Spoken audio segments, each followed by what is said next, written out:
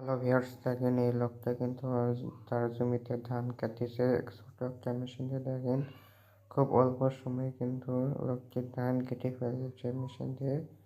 আর মেশিনটা দেখতে কিন্তু খুবই চমৎকার একটা মেশিন। দেখেন এই মহিলা দাঁড়িয়ে থেকে দেখতেছে। দেখেন এই দুই ছেলে দেখতেছে। দেখেন খুব সুন্দর মানে দাঁড়িয়ে থেকে হেঁটে হেঁটে ধান কাটতেছে ধরে হ্যান্ডেল ধরে। আবার দিয়ে ফ্যান আছে, ফ্যান দিয়ে কিন্তু ফ্যান চাকা ঘুরিচ্ছে।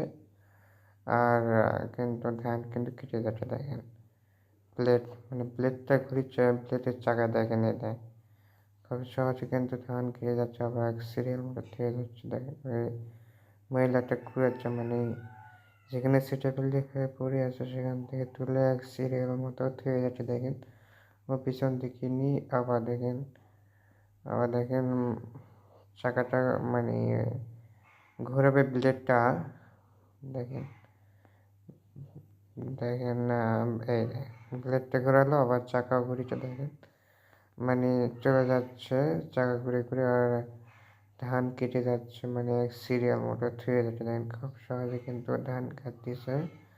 আবার খুব অল্প সময়ে কিন্তু ধান কাটা যাচ্ছে। দেখেন দেখেন আর আগেকার মানুষ তো এককালে কাছে দিয়ে ধান কাটতো, সময় ব্যয়বহুল মানে বেশি সময় লাগতো আর কি। দেখেন আর এই মেশিন দেখেন খুবই অল্প সময়ে কিন্তু ধান কেটে যাচ্ছে। দেখেন খুব সহজে কিন্তু ধান কেটে এক সিরিয়াল মতো থেকে যাচ্ছে।